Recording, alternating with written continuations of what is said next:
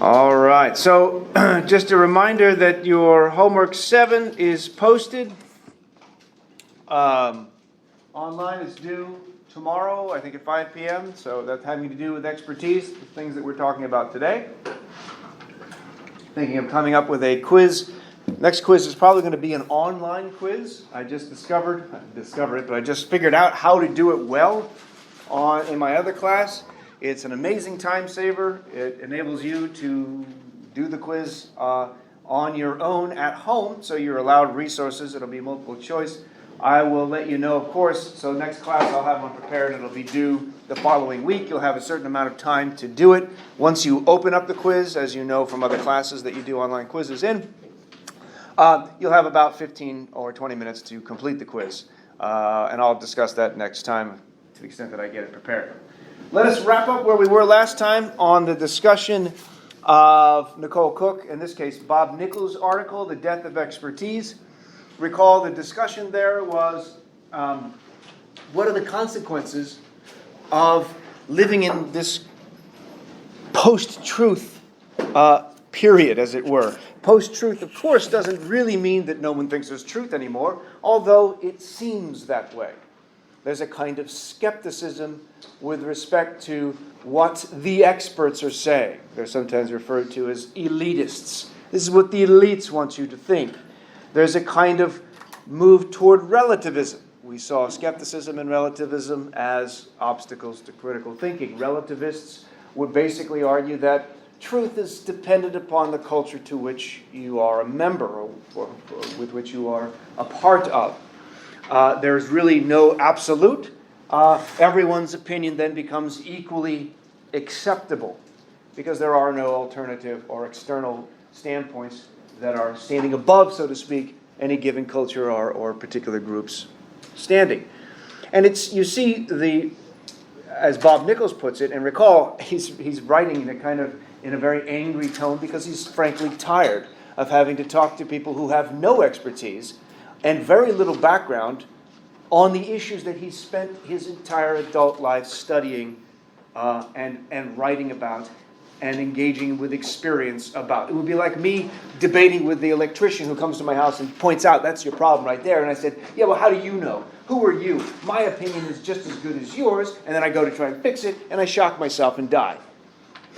It's an exaggerated story. But we can imagine that happening. It doesn't happen in the same way with politics, of course, but everyone presumes to have a kind of expertise themselves. Or put another way, the idea that there are experts is a kind of quaint idea. And so we wrapped up the discussion on that last time, and we were looking at, well, who is it that we're supposed to listen to? Where are we supposed to go for information? Since it is just a fact that most of the things that you know or believe, let's say, that you claim to know, they come from direct experience and also, what's the other one? Two sources of information come from direct experience and other people. And most of it is other people. So we need to figure out who are these other people that we should be trusting. We don't have time to become experts in more than one field. And it's hard enough to become an expert in any given field. So we need to figure out who to go to. What is a credible source of information? And barring having an expert to go to, what other recourse do we have? We've got a lot of recourses on the internet, of course. I'm not going to get too much into this. I'm sure in your English classes and other classes, they specifically focus on the internet. There's a lot of sites we can look at, and I'll go over a couple of them. But it's such an easy thing. Nicole Cook points this out too. Because we're so habituated to receive information immediately, we tend to be satisfied with the first or second hit. And then we need to ask ourselves why it is that we chose that site. Why is this site reputable? Why is this source reputable? Can you determine whether or not it's a legitimate source by just looking at the content of that particular story? Sometimes you can. You can tell by the kind of language that they use. I'll talk about bullshitting today. Are they bullshitting? Are they trying to sell you something? Are they using exaggerated language, hyperbole? Are they using absolutes? It is certain that, it is obvious that. You'd have to be a moron not to accept this view. Are they engaging in, and I sent this email last week from Aeon, a webpage that deals with a lot of political issues and philosophical issues, about the epistemic bubbles and the echo chambers. Did anyone read that? I think somebody read it. It's very much related to the specific topics for today and last week. Read that link. It's somewhat of a lengthy article, but it's a great piece on how echo chambers, which is where you go to listen to things you already agree with, and not only that, in the echo chamber, you have the denigration of alternative perspectives. Anything that disagrees with what's in your chamber, so to speak, your bubble, is seen as, in exaggerated language, evil, against you, horrible, to be defeated, always wrong. When you're stuck in these echo chambers, as they're called, there's usually a number of very vocal individuals who are poisoning the well. We saw that the use of the phrase fake news, when misused, is a means of poisoning the well. Do not listen to CNN because it is fake news. And if you keep hearing that enough, and you already agree with it, and you hold credence in the person who's saying it, you're going to believe it, and you're not going to listen to anything that comes out of CNN, even if it's well-researched, even if it is true. It is already poisoned, because that well has been ruined. The same goes on the other side of the political spectrum. Fox News might report something. Shepard Smith from Fox News might report something. He's a pretty even-keeled reporter. He might have it well-researched. He might have facts. It might be accurate, but it doesn't matter, because you have already had that well poisoned. If you're extremely left-leaning, where anything that comes from Fox News is seen as flawed and fake. This is a problem. So how is it that we as critical thinkers are going to be able to determine whether or not something is a legitimate source for us? Are they just advertising, trying to get us to buy something? Are they fundraising? There's ways of determining this.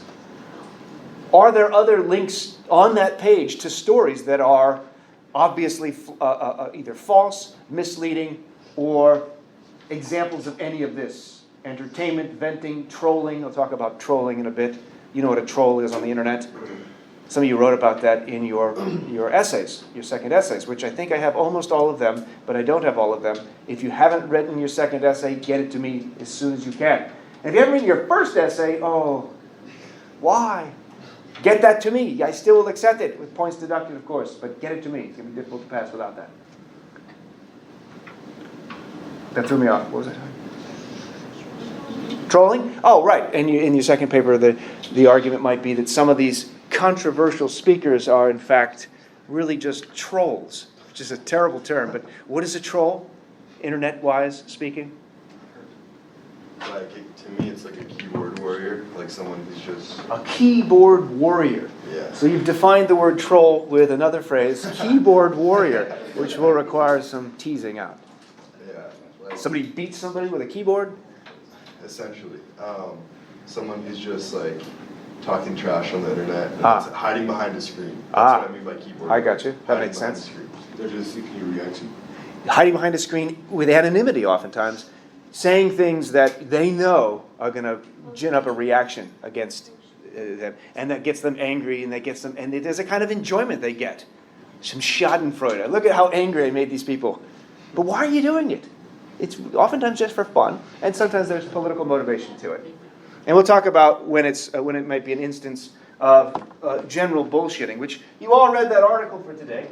Believe it or not, if you read the whole thing, you actually read a book. That's a whole book on bullshit. It's actually a book. It was originally a paper about 20 pages long. They turned it into a book. I'll talk about that. All right, so figure out what is the source, and what makes it legitimate. Here, and you don't need to write this down. I'm cutting it directly from the end of Bob Nichols' article because I think it nails it perfectly. I don't think you could say it better. First thing he says at the end, to sum up his vehemence against this concept that expertise is dead, that there are no real experts. Right? We saw that starting with administration somewhat recently, that they don't appeal to expertise. Instead, they appeal to people who were loyal. Loyalty is a good thing, but if that's the only thing you're looking for, then you've got somebody who's running the energy department who has no expertise, doesn't even know what the energy department is. That is the case for the current head of the energy department. As I mentioned last time, we have somebody who's an expert in neurosurgery, running housing and urban development. Does the expertise in one carry over into the other? It's not obvious that they do. In another case, you have Betsy DeVos, who's the head of the education department. Her job has basically been to undermine public education in her non-political life. You have somebody in charge of the EPA, the Environmental Protection Agency, run by Scott Pruitt, who's in his political life, his political career, has been an effort to undermine that very group, to undermine it through law, through all sorts of other ways. Why would this person be an authority, a credible expert in running that particular discipline, that particular field? And there are a lot of other examples. Who's the UN secretary now? It is mustache. What's his name? Who famously said the UN is dead. There's no reason to have the UN, and he's the UN ambassador. John Bolton. Now he has more expertise in general with respect to the issues that go into that. But whether or not he's the best person for that particular job is a different question.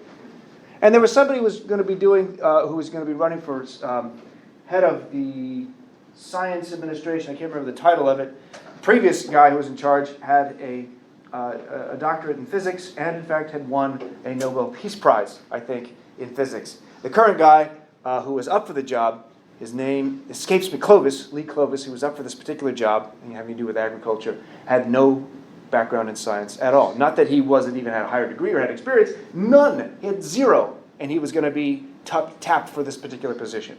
It may be the case that there's an argument to be made, we want the swamp drained, we want politicians who are terrible out. Fine. Get the politicians who aren't any good out. Legitimate move. But why replace them with people who don't have experience in the fields that they're jumping into? If I have a doctor or a bunch of doctors in a hospital who are doing poorly, replace them. With what?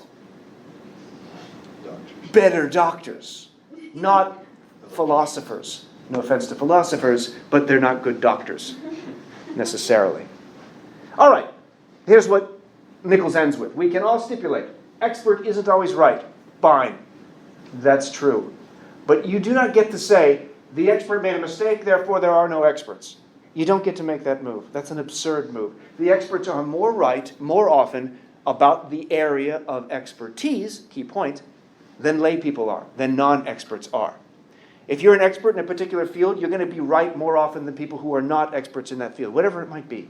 Whatever it is that you're very much interested in, you've put in a lot of time, you're very good at it, you understand it, you have access to the information about it, and you have the means to make sense of that information in ways that non-experts do not. Here again, don't need to write this down. An expert's far more likely, I just said this, to be right than you are on a question of factual interpretation or evaluation. It shouldn't engender insecurity or anxiety to think that an expert's view is likely to be better informed than yours, because it likely is.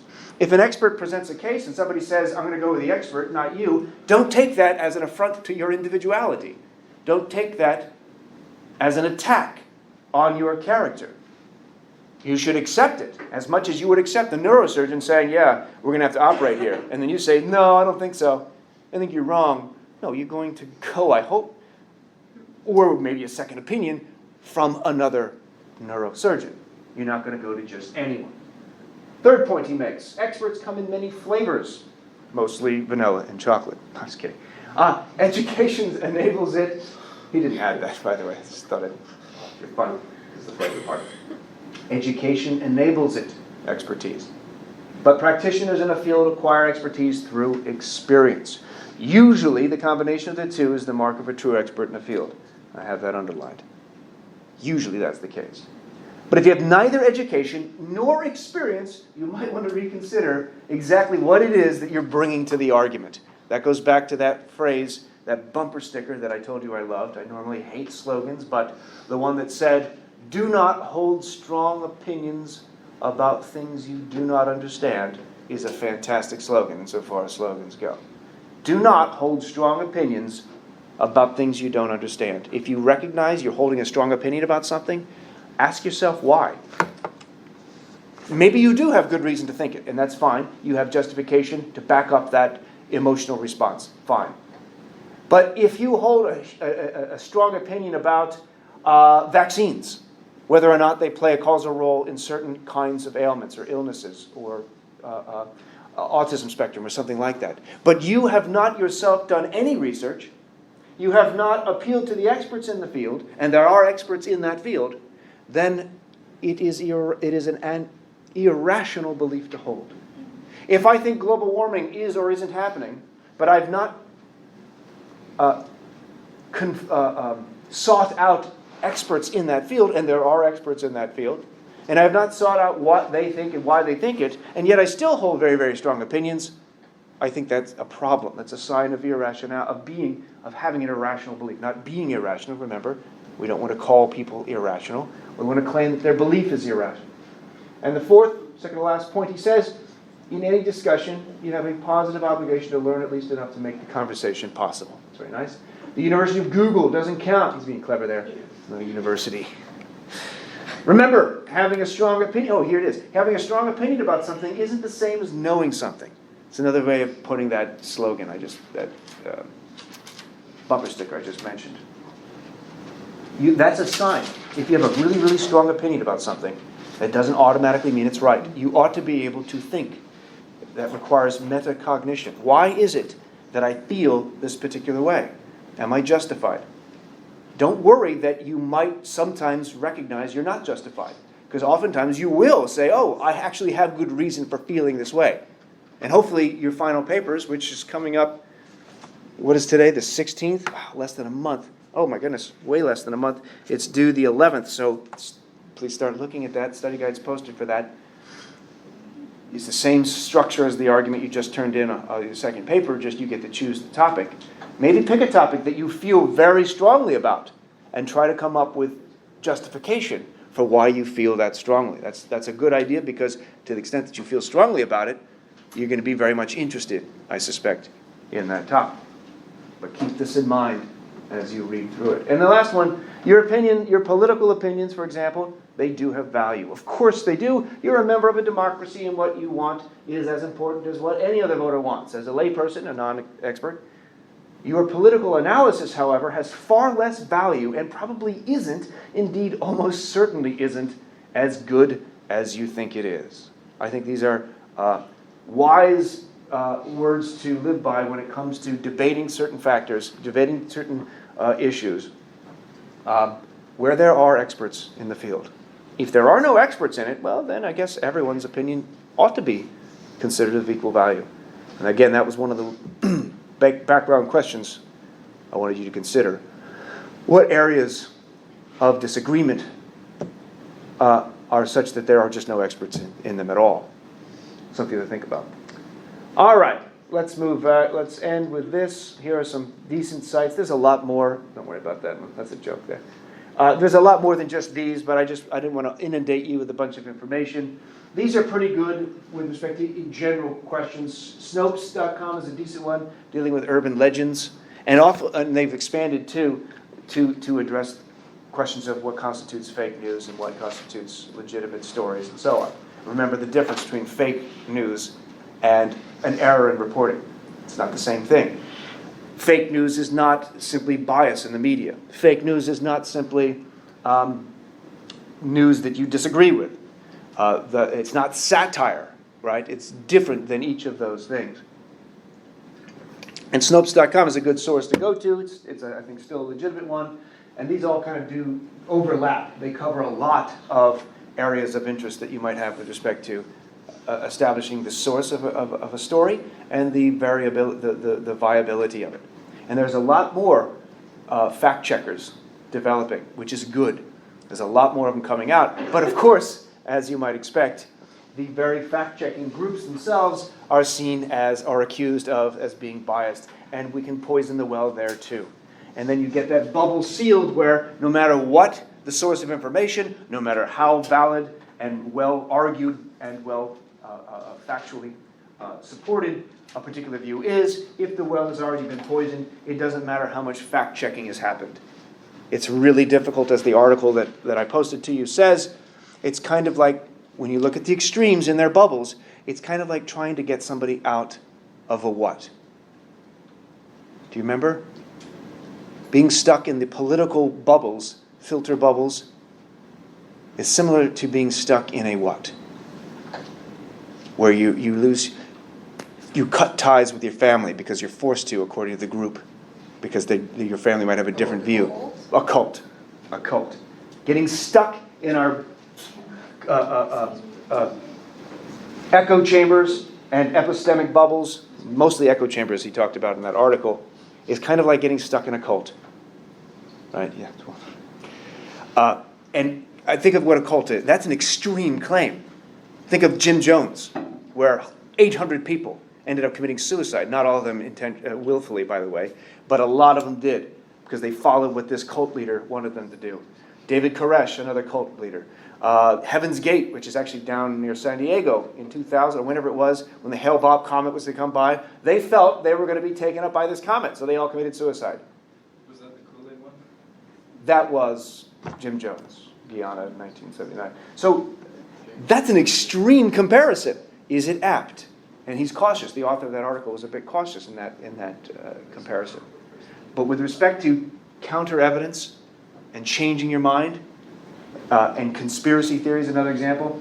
Unfortunately, it doesn't matter how many facts, which tells you facts are important, but there may be other ways that are required of us to convince somebody who's on a political extreme. And it's not going to be easy.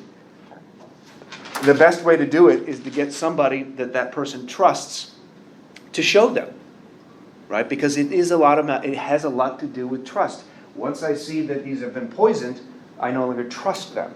But if I can get somebody whom I trust and know to speak to me about it, and speak to me on a level that's not dismissive, that's not saying, you're a moron, you think 2 + 4 = 17, I'm not going to really listen to anything you have to say. Once you have that attitude, you shut them off. But if you can show them that there's a kind of trust, that you're interested in what they're saying, and this goes for so many different areas as well. It doesn't just go for political issues, right? I mean, you need to get to know somebody who is a political opposite of you. In the same way that if you wanted to be convinced or change somebody's mind about anything that's politically, emotionally, and morally charged. Same-sex marriage. You want to justify this behavior to somebody who's not buying it, who doesn't like it, who thinks it's immoral. You have to show them someone that they trust who might in fact be gay. In fact, that is the biggest determining change of mind within the past 10 years, is where somebody who knows another person in their family or a friend who happens to be, in this particular context, gay, that changes their mind. That actually happened with Dick Cheney, Vice President of the United States, vehemently against same-sex marriage. When he determined that his daughter was gay, he changed his mind on it, which was a pretty big deal. Yeah. So, what I used to do, and this conversation has totally changed my view on this, I'm kind of concerned, but what I've always done is if I have that kind of political opposition with somebody, I try to find a common ground with them so that they trust whatever I say after that. But now that we're talking about this, is that actually a valid technique to find common ground and have a discussion, or is that more manipulative in the fact that I make them trust me and then they listen to whatever I say? It depends on your intentions. If your goal is to make them trust you and then cut their legs out from underneath them, if that's your intention, there's a problem with that. But it doesn't sound like that has to be the case. And that's been kind of one of the motifs throughout. When you're debating with somebody, it's not a war. It's meant as a collaboration. And if you genuinely show them, this is something you have to habituate yourself into doing, that you genuinely are interested in what this other person is saying. And in fact, you remember from intro class where we talked about Alan Turing and something called the Turing test. And that had to do with artificial intelligence. How do I know whether a machine is intelligent? Well, can it fool me into thinking it's intelligent? Can it pass the Turing test? And there's something called an intellectual Turing test. And that says, can you present an argument for a position, whether or not you believe in it, and present it well enough that if somebody read it, they're like, yeah, that person believes it. You know what I mean? It passes that intellectual test. Because it seems like, this person clearly believes in the view that they're arguing for. And so that's kind of what you're doing when you're looking for common ground, in a way. It's showing them you're at the very least interested. You don't have to say, all right, I agree with you, man. I agree with everything you're saying. and in a kind of manipulative way, because that's more of like a rhetorical device. But I didn't sense that that's the way you were saying it. Yeah, no, it's not. It's more find the actual thing you do agree on, then build from there. Because that, in fact, in part, that goes back to, well, it goes a little bit to this. In any discussion, you have a positive obligation to learn at least enough to make the conversation possible. Now, he's speaking more about political views and what expertise we might have, but that relates to what you're talking about as well. Because you want to be able to know what the other person, where they're coming from. And that has to do with knowing something about their position. And the more and that's why I talked about representing other people's arguments. Get your iPhone out and say, is this what you're saying? Type it out. Boom. Premise 1, 2, 3, 4. Yeah, I never thought of it that way. That's a good argument. I see what you're saying here on these premises. Those make sense. Remember that when we did the peer review? Say the positives first and be honest about it. Yeah, I see what you're saying there. Unless the whole thing is just total shit. Then it's hard to lie to them. So, all those premises are flawed. But here's why. And you try to represent it as best you can. That shows them that you're making the effort. And I think that that's important. It ought to be legitimate. And only then can you actually get into a debate from that common ground. If you're starting at completely different positions, it might be really difficult to even have. You can be like Bill O'Reilly and Geraldo Rivera, who are just shouting at each other. Fun to watch, not very helpful insofar as understanding and moving or progressing a philosophical dialogue further. All right, so that wraps up the discussion from last time. So we're back on track. Although I have a lot of slides here, I'm not going to be able to cover them all. There's a lot of videos that you should watch. There's one from John Oliver. Oh, it's so good. He gets into such depth. And it's amusing, and also it's infuriating. You're going to get angry. It has to do with cigarettes. You thought we were done advertising cigarettes. Well, for the most part, we are in the United States, but not everywhere else in the world. In other third world countries, as they're sometimes referred to. So that's a problem. And then there's this new thing called vaping, whatever the hell that is. We don't know. We don't know if it's bad, but probably. Okay, so we'll look at advertising and persuasion. The textbook covers this very, very briefly. There's a lot we can say about it. I want to get to the reading from Harry Frankfurt, from his book. I do this, scare quotes, because it was a paper. It was a 20-page paper he wrote in 1986.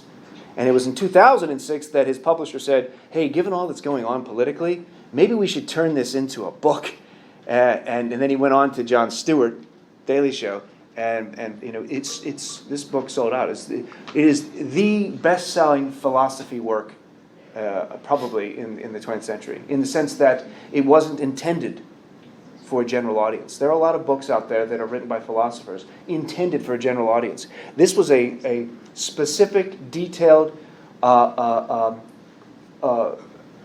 if you want, esoteric paper in philosophy for and to other philosophers. And it took 20 years until it became a book and became published as a popular text. What book is it? It's called On Bullshit. So that was the reading for today. They was talking about Frankfurt. It was a paper, and then they turned it into a book, not by changing anything, didn't add to it. It just changed the font and bound it, and it was sold out. It was amazing. All right, on we go. Let me just ask this: Do you think advertisements work? Yeah. Yeah. Okay, well, that's enough. That's all we have to do there. I was hoping somebody would disagree. You disagree? Well, it's not that I disagree, but I just read something, I think it was either Popular Mechanics or National Geographic, that they were talking about how they're working less and less. Why is that? Because our brains are so used to seeing ads that it actually takes way more. And More wildness. Advertisers are, That's right. they're actually struggling really badly. That's right. And marketing companies are going completely under because each ad that they put out is doing less and less for sales. Because you're confronted, and this has been the case for the past 30 years, and it's increased as we go. And children know Ronald McDonald more than they know who the president is. Advertisement, and notice there's a video here, a TED Talk, on how marketers advertise to children to get at parents. It's awful. When you have kids, you'll realize how awful it is and how easy it works, and you know it's working, and you can't do anything about it other than be a horrible person and say, no, you're not having that toy that all your friends have just because you saw an advertisement for it. Advertisers are lying to you. It's legalized lying, but my 2.5, 3-year-old doesn't quite understand that. Anyway, let's get to it. There was another hand over here. Did you think related to what you're saying? Yeah, I agreed. And it's like when you think about it, when you're watching YouTube videos, you're not even watching an ad. You're literally counting down 5, 4, 3, 2, 1, skip ad. Like, And you would exactly. I have to make a joke about that here later. I even that 5 seconds pisses me off. Why can't I just skip it right away? People hate advertisements, and yet they work. The funny ones, yeah, they're good. And some of the clever ones, there's something to that. So they have to be clever. They have to, you've heard of market placement or product placement. The goal for contemporary marketers is, well, they have all sorts of mechanisms to do this, but they try to make it look like it's not an advertisement. And so the melding between the entertainment and the selling of the products is meant to be seamless, so that the product isn't obviously marketing it. It's part of the show. And in many ways that works in ways superior than just an advertisement, because we're sick of advertisements. Right? I think most people are, not everyone, but so an advertisement never justifies purchasing. But of course, you probably have, even though you know you don't like them, and you might even mute it. You've probably caught yourself buying something that you later look back and say, "I didn't need this. I don't think I even wanted it. What the hell did I do? Buy it?" Well, maybe it was that commercial that kept playing in my head. That earworm, as they call them, that you can't get out of your head. Isn't that technically like one of the steps to brainwashing? Repetitive. That's right. Repeat the message over and over again. That's right. It can't be false. I've heard it so many times. Right? And there's, in my age, I remember this, it was just a little tagline, "Buy men," and that little thing, and that's in the back of my head. And it's still, that's how impressive some of these jingles are. Have you seen Altered Carbon yet? This It's a show on Netflix. No. They I don't have have Netflix. a bit in the first episode about advertising, and it's like set way in the future. I highly recommend it. I think you'd find it. Altered Carbon? Altered Carbon. It deals with a lot of philosophical questions, Okay. too, including immortality and recurrence of life. It's really cool. Interesting. But one of the things that they did is about, like, everybody in the future has this contact lens that they put in, and that's how they call each other, that's how they do everything. But also advertisers send ads directly to it, and it's like holographic, augmented reality all over the place. Yeah, that's awful. It's the same thing. In fact, I'll show you some examples of this in a moment, but because advertising is so difficult now, because it's so much competition with our visual representations, they have ways of narrow marketing. Instead of broadcasting, it's narrow casting. I don't want to do an ad I have to figure out where to market to. I can't just send out information to everyone. I want to focus on a specific target. And one way of doing it is to have access to information about you. And your phones give that information. And your phones, if you've got it on the tracking so that it locates you, certain marketers are able to, when you walk past their stores, send a commercial to you about products that you might like, and they know you like it, and it pisses you off too when it says, "Hey, Christoph," which is usually what it says because they cut my name off, Christopher, so they get that wrong. But "Hey, Christoph, we think you might be interested in this book," and I say, "How the hell do you know that?"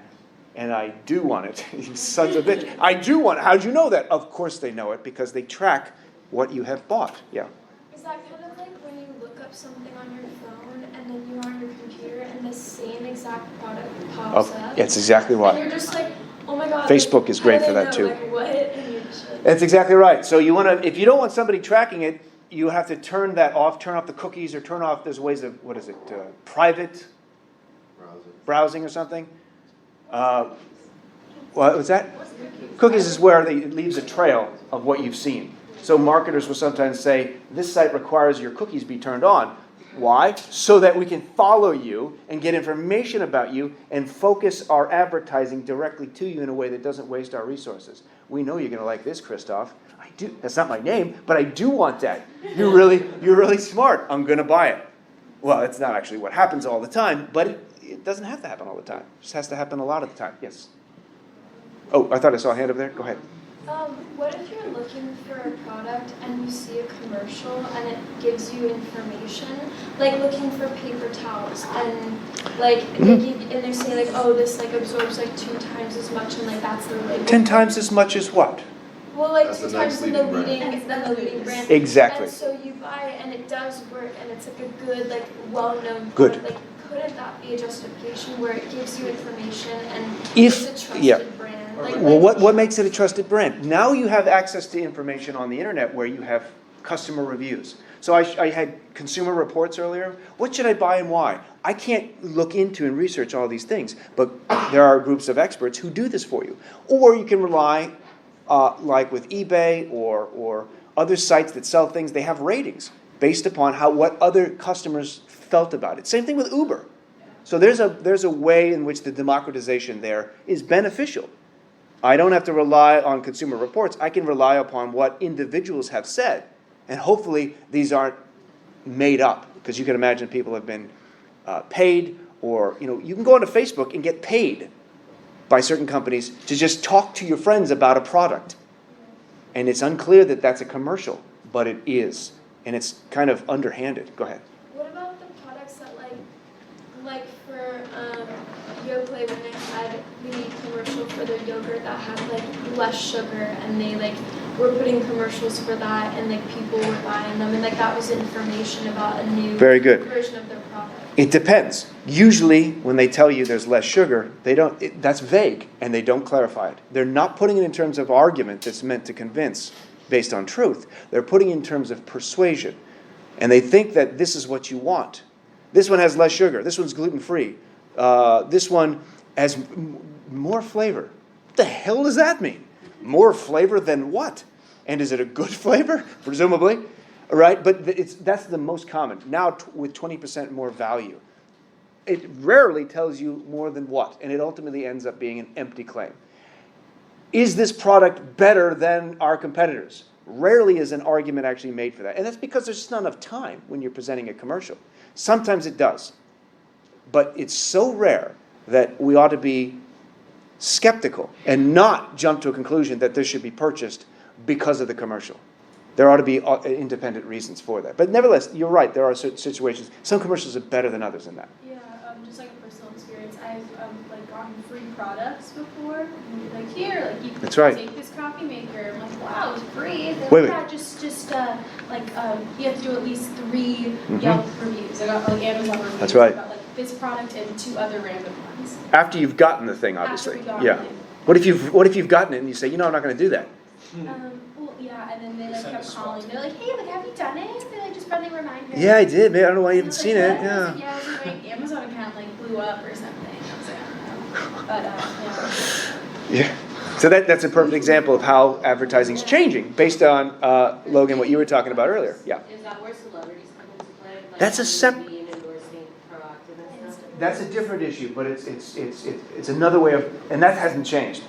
There was years ago, I don't think it was Kevin Garnett maybe, or somebody who was it was on a Sprite commercial.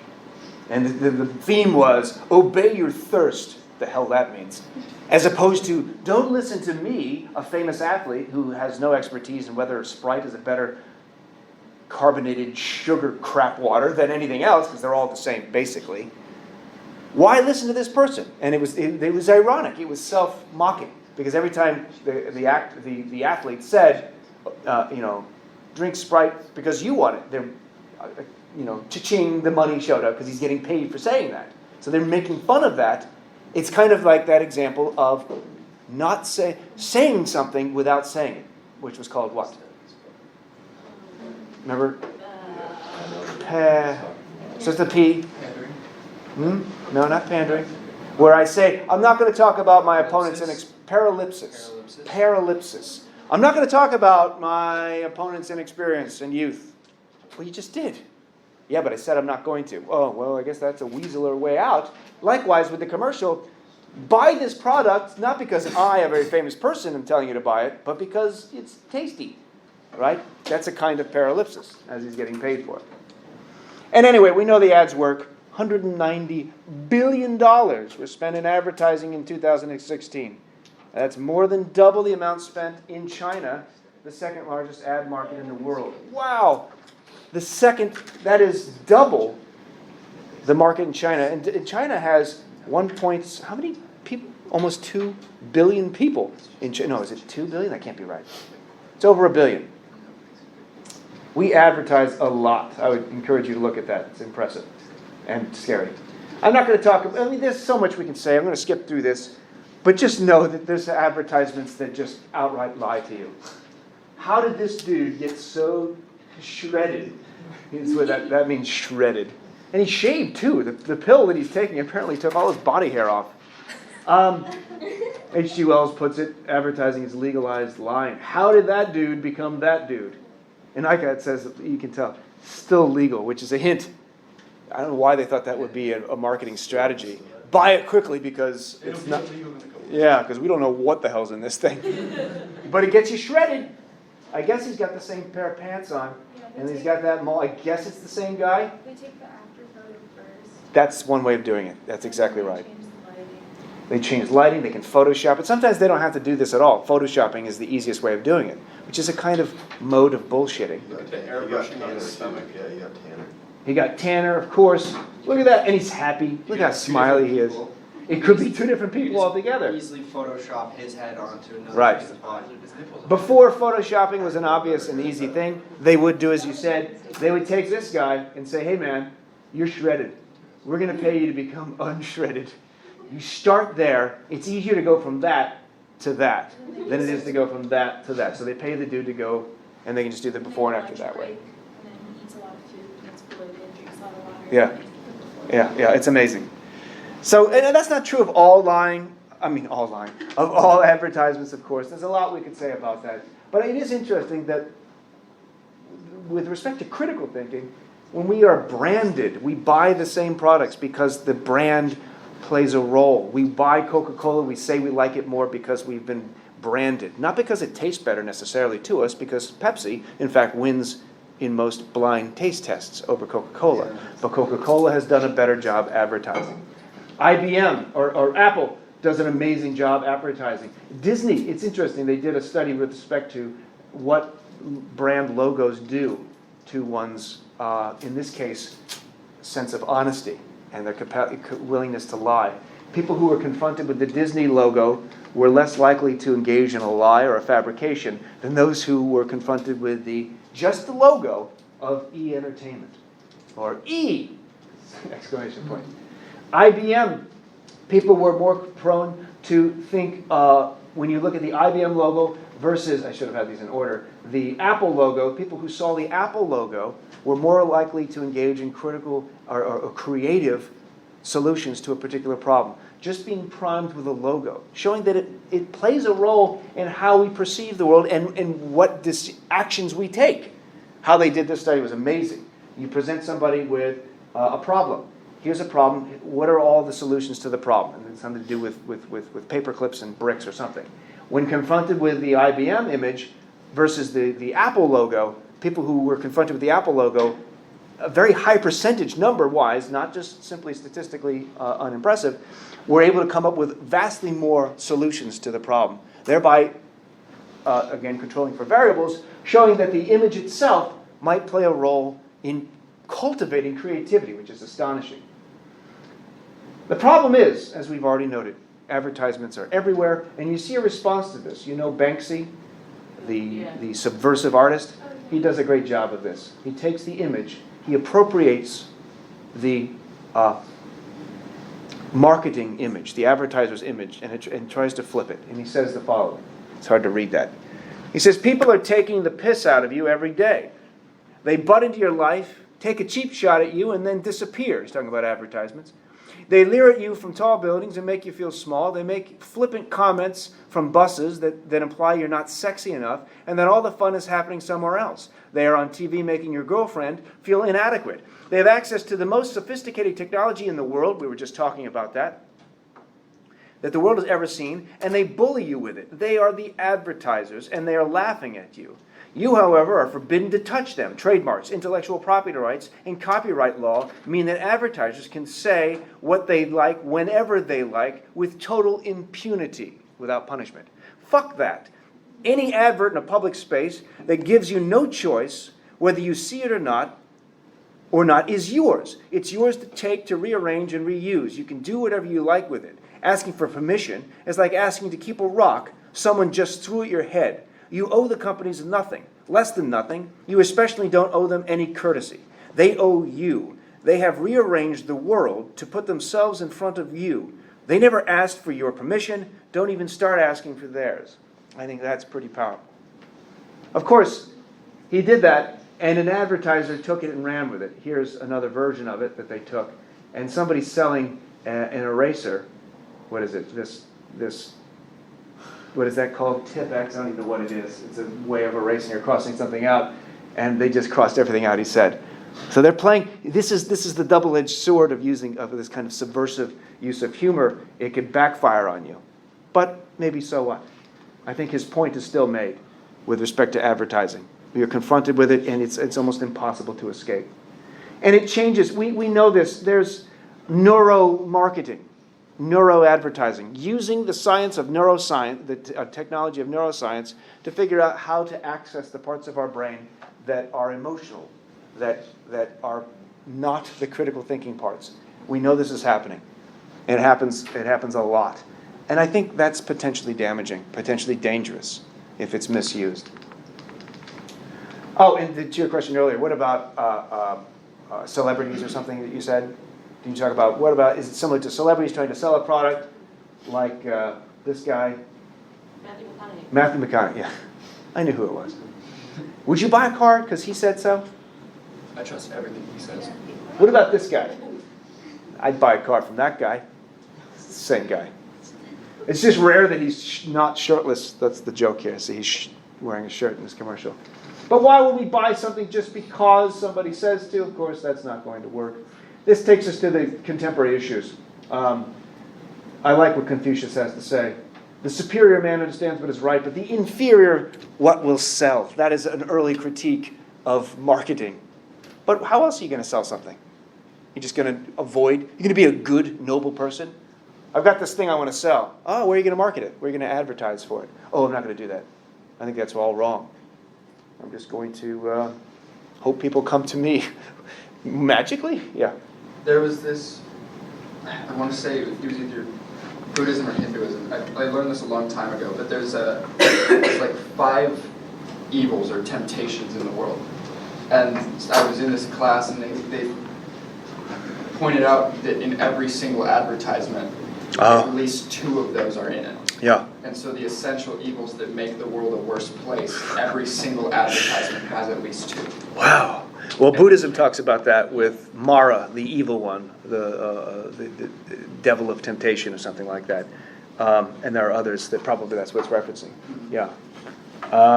Having to do with sexual temptation, greed, desires generally that only accumulate further desires and never get sated. Those are probably what they're talking about. I believe so. There's other problems where the bottom line is what matters. Then marketers will sell whatever they have. That's part of the "give us what you want" link. Did we watch it in this class? The Persuaders, where we talked about Frank Luntz and the use of words. I don't think we had. Was it this class we didn't watch it? Yeah, I think we did watch it in this class. That whole show, which you can find online, called The Persuaders, addresses a lot of the questions that we're concerned with here. But if you look at the Ford Pinto, you know about the Ford Pinto from the 70s? What's the deal with the Pinto? Isn't it the one that exploded? It is the very same. We found that, there's the Pinto, that it had a flaw. And we know from an internal memo of Ford Motor Company that they knew about the flaw. They knew about it even as people were dying in fiery crashes.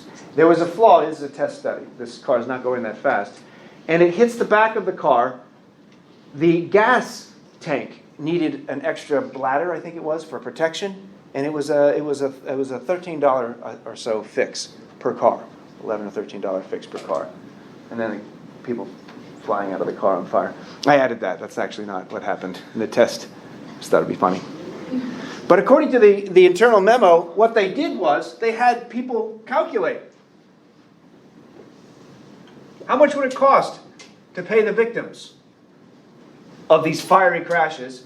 And how much would it cost to recall all the flawed Pintos. They figured out what that number was here, and that number was a greater number than the payout to the victims. So, what did that mean? If it costs more to recall it than to pay out the victims, they made the executive and explicit conscious decision to not recall the cars, even though people were dying.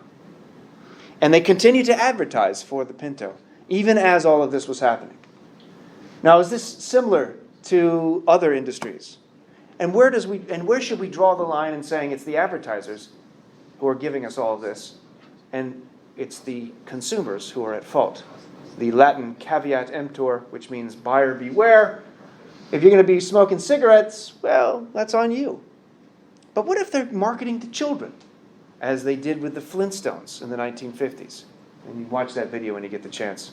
It's Barney and Fred? Yeah.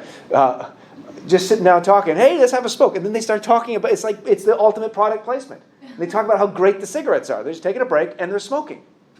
And not just saying, oh, I like the cigarette, but ultimately, you look cool and you should do it. And it's not coincidental that the commercials from the 70s and 80s were of cowboys looking cool. You look cool. You and actors too. It's good to smoke. You should watch that. And John Oliver's last week tonight, the whole thing, you should watch it. It's very good. It's an account of how tobacco commercials and tobacco industries are suing countries for property rights infringement and so forth, and the way that they're forced to put labels on cigarettes and change the boxes to show them that, look, if you smoke these cigarettes, the possibilities of getting cancer are very high. And the tobacco industry's fought back there. They've lost in the United States in these matters for the most part, but they're still, of course, sold. The video's very well done, but it's infuriating. And then there's also humor, scare tactics, and slippery slope. We'll watch this real quick one. This one, it's a funny commercial, but when your cable company keeps you on hold, you get angry. When you get angry, you go blow off steam. When you go blow off steam, accidents happen. When accidents happen, you get an eye patch. When you get an eye patch, people think you're tough. When people think you're tough, people want to see how tough. And when people want to see how tough, you wake up in a roadside ditch. Don't wake up in a roadside ditch. Get rid of cable and upgrade to DirecTV. Call 1-800-DirecTV. So cheap. Enough. Slippery slope. Oh wait. It's so DirecTV is so cheap. I remember it was I thought when I was So a it kid, is a good deal? No, but I'm just saying they must be losing a lot of money Oh. because I remember it being like $80 a month or something like that. Well, interesting. Does that commercial convince you to buy the product?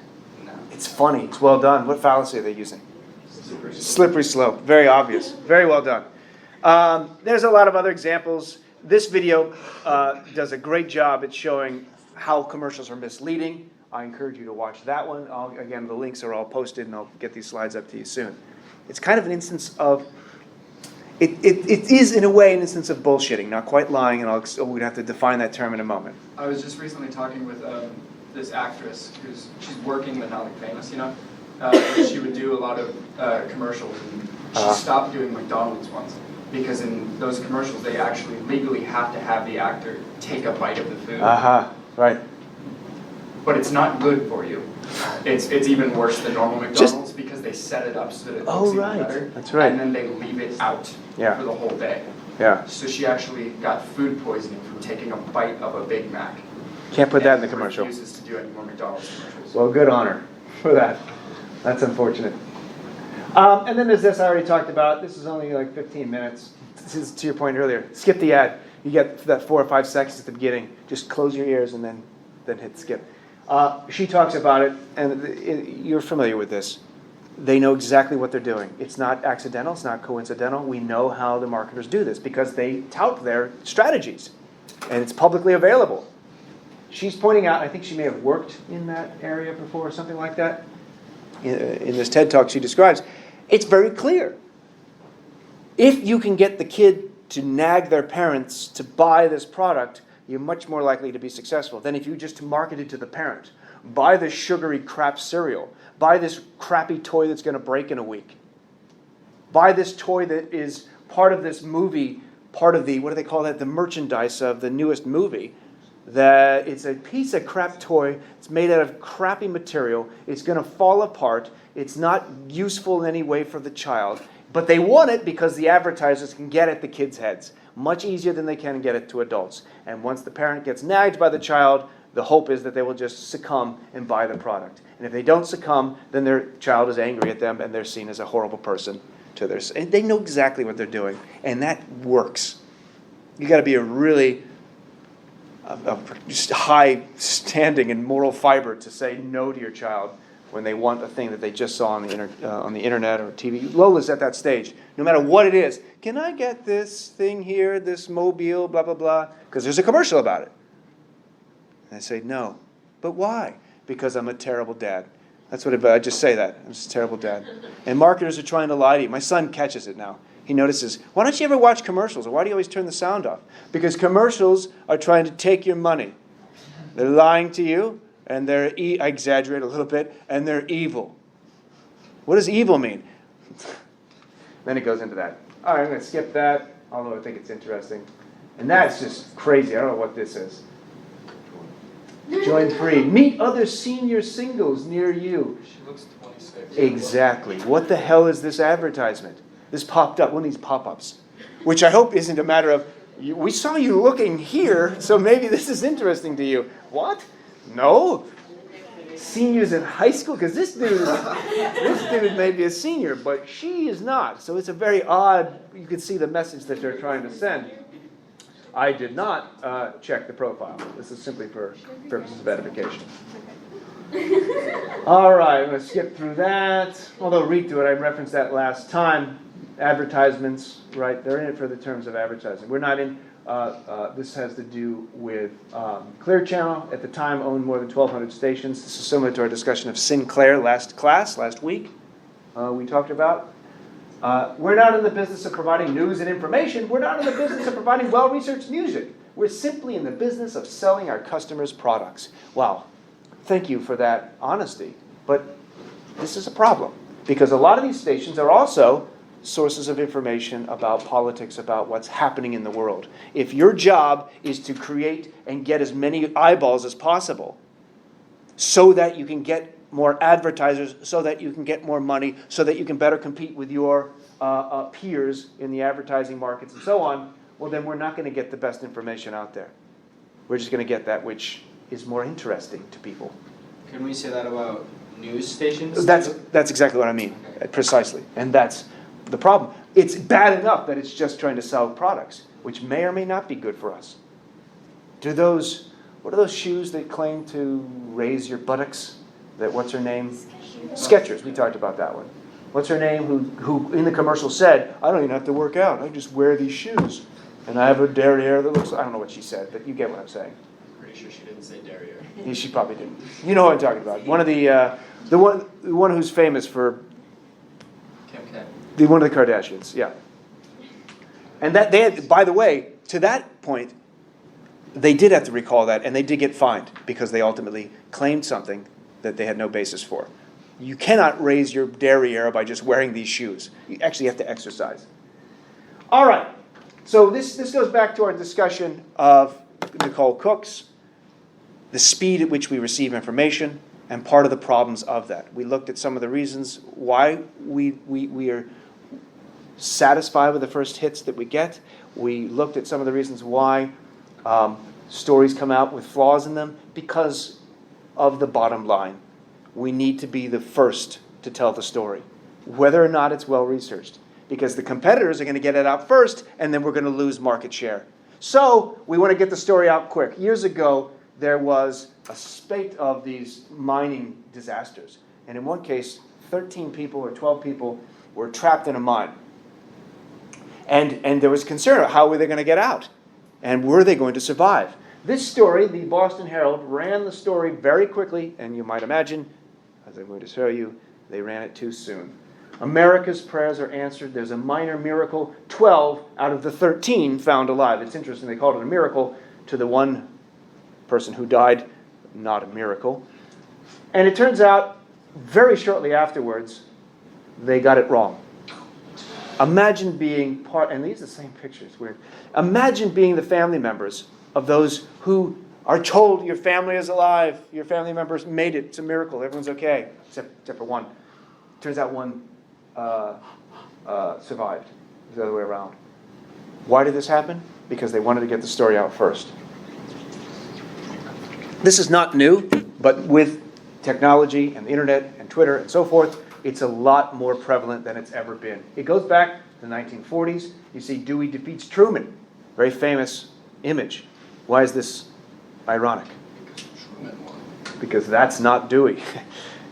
If it were Dewey, he would be happy. But he's Truman. Why is he happy about it? Well, because this newspaper was printed too quickly.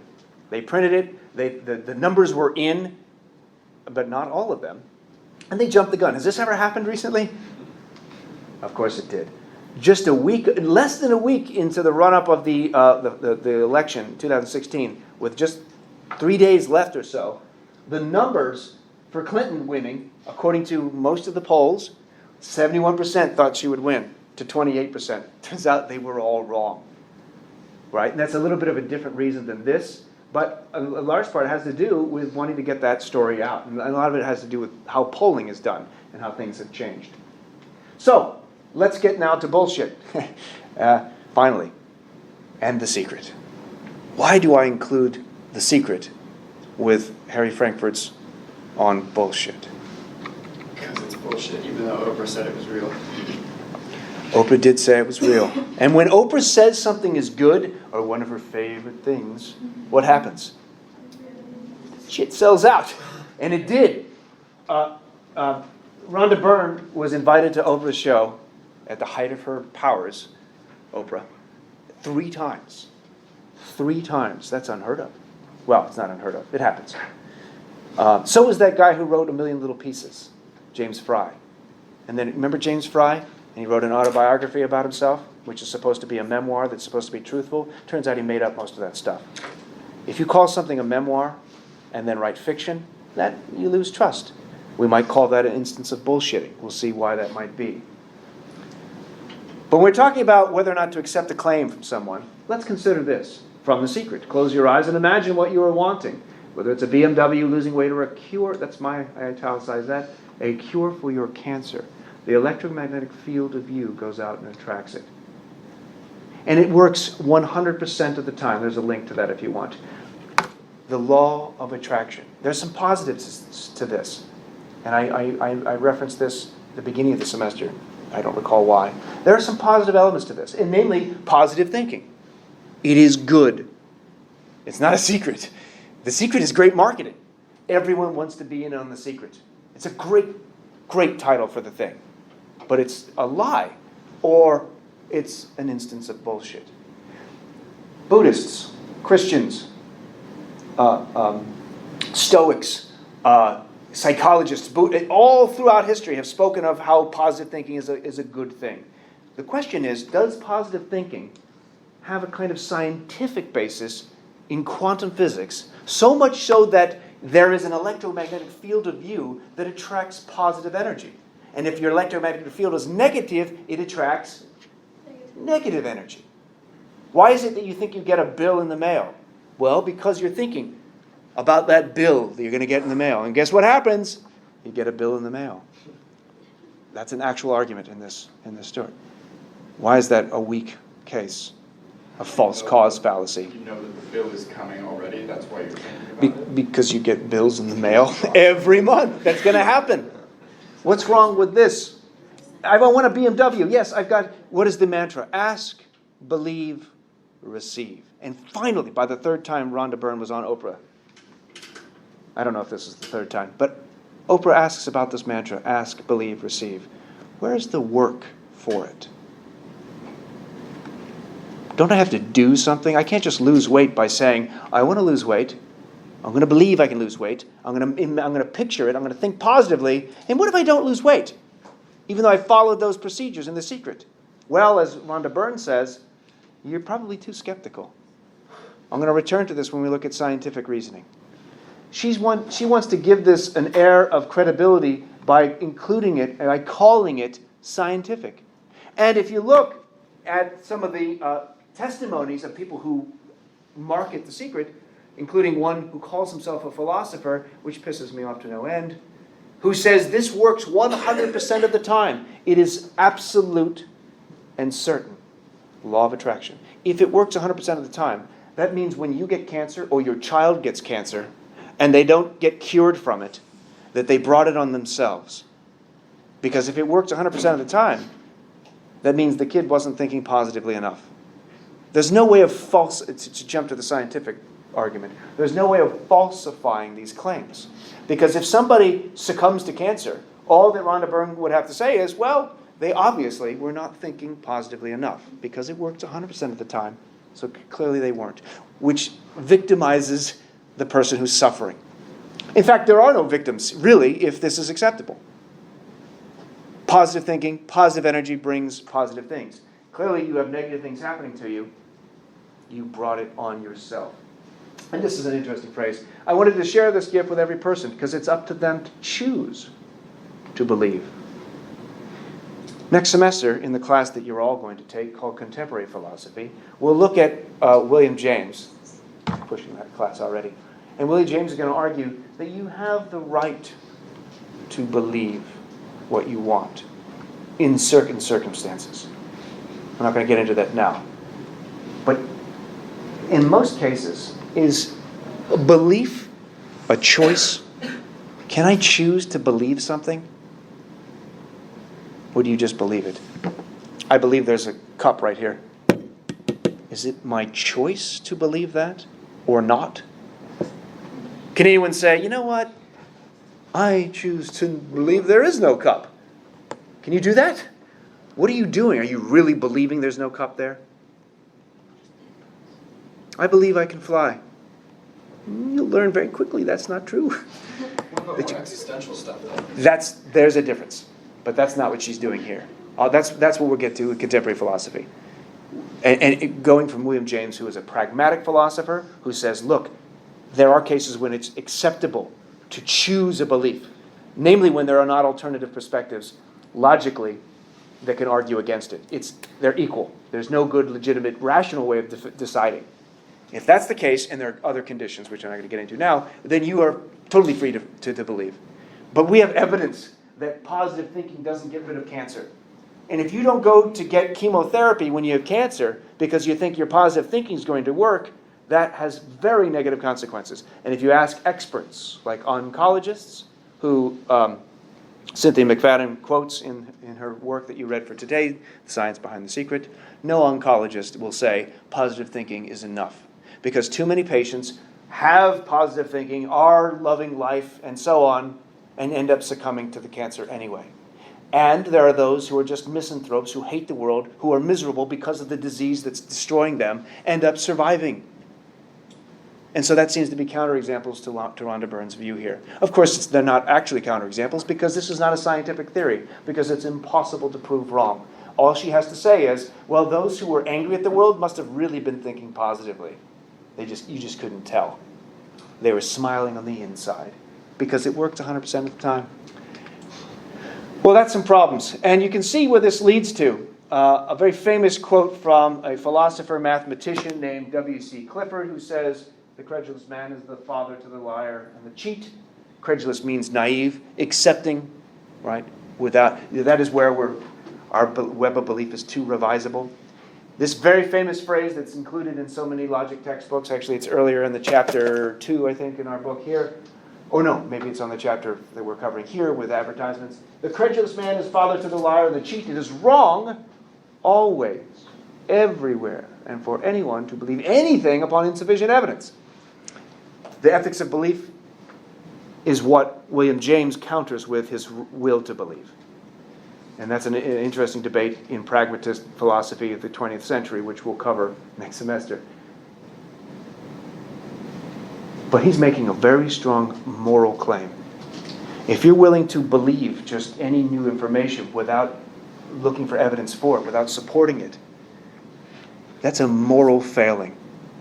It is a moral failing, not just to perpetuate and to spread information that is unjustified, that doesn't have support for it, that is, as we're going to see in a moment, bullshit. It's immoral for you to believe it. As he gives an example of somebody who owns a ship and has these immigrants who are going to use that ship to sail across the sea. The owner of the ship knows that it hasn't been tested in a while and it's not overly well built, but he puts it into Providence, the hands of Providence, that the ship will make it, even though he has no justification that the ship will. And the ship does make it, and everyone survives. Clifford says it's still an immoral belief because it wasn't a justified one. If the ship had sank, clearly it would have been a moral fault of that individual. The beliefs play a role in the actions that we engage in, even if we're not consciously aware of the role that the beliefs play. So not just perpetuating ideas that are unjustified, but actually holding the belief in them is a moral failing. Now, William James responded to that saying there are exceptions to it. But that's an interesting point. Is that the same thing as the day leave?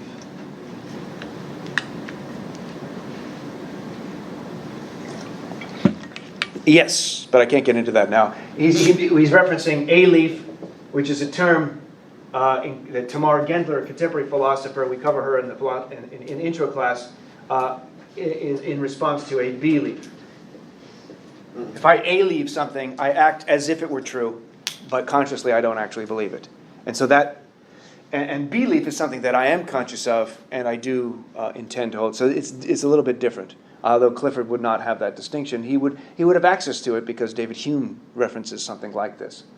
But to your point, which I can't get into now, I thought that was there's a connection. No, that was intro class, yeah.